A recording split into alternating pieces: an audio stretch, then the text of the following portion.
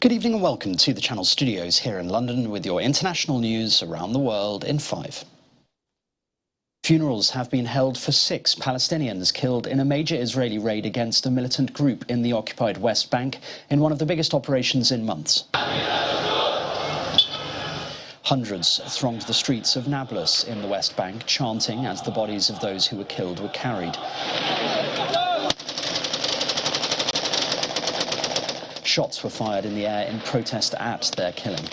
Fires were seen tearing through buildings after the operation in the northern city, which targeted the recently formed Lion's Den group. It's after 5 Palestinians, reportedly all gunmen, were killed in a major Israeli raid against the militant group in the West Bank. Military and UN experts say Russian forces have deliberately cut off water supplies across Ukraine, something regarded as violations of international humanitarian law. For 6 months, homes in Ukraine's southern coastal city of Mykolaiv have been without clean drinking water. Instead, every day, Mykolaiv residents can be seen lugging plastic containers by hand. Ukraine has accused Russian forces of destroying water pipelines in cities they've been forced from. In recent weeks, Russia has further targeted Ukraine's power infrastructure, prompting shortages across the country. Rishi Sunak has become the United Kingdom's new Prime Minister after meeting King Charles. At 42, he is the youngest person to hold the office in over 200 years. In his first speech as PM, he said there were difficult decisions to come and pledged to unite the country. I will place economic stability and confidence at the heart of this government's agenda. This will mean difficult decisions to come. This government will have integrity, professionalism and accountability at every level. Trust is earned, and I will earn yours. A little before Mr. Sunak spoke, the outgoing Prime Minister Liz Truss left Downing Street for the final time as the shortest-serving Prime Minister in UK history. In a short speech, she defended her legacy of trying to push through tax cuts and said she was more convinced than ever that we need to be bold.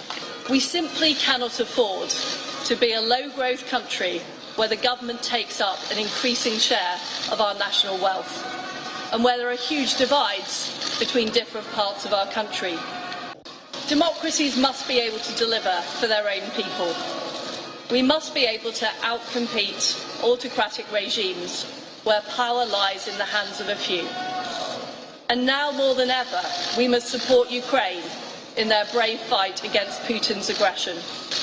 Ukraine must prevail, and we must continue to strengthen our nation's defences. Our country continues to battle through a storm.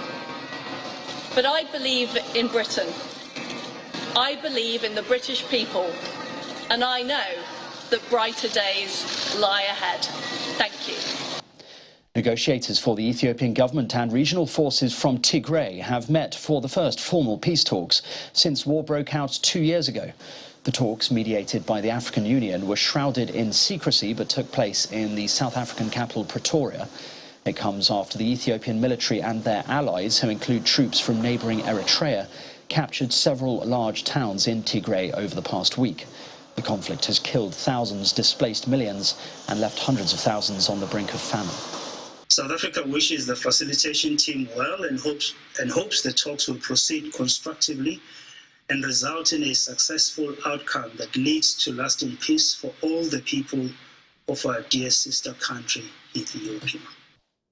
And finally, a 35-year-old Filipino has skipped his way into 2 Guinness World Records.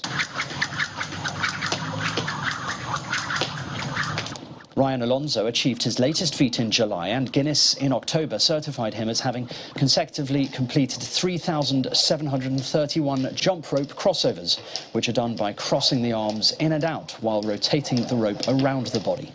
Endurance was a common denominator in breaking the 2 records, he said, attributing marathon training with helping him prepare both physically and mentally. And that's your international news around the world in 5. Now back to the Channel Studios in Lagos.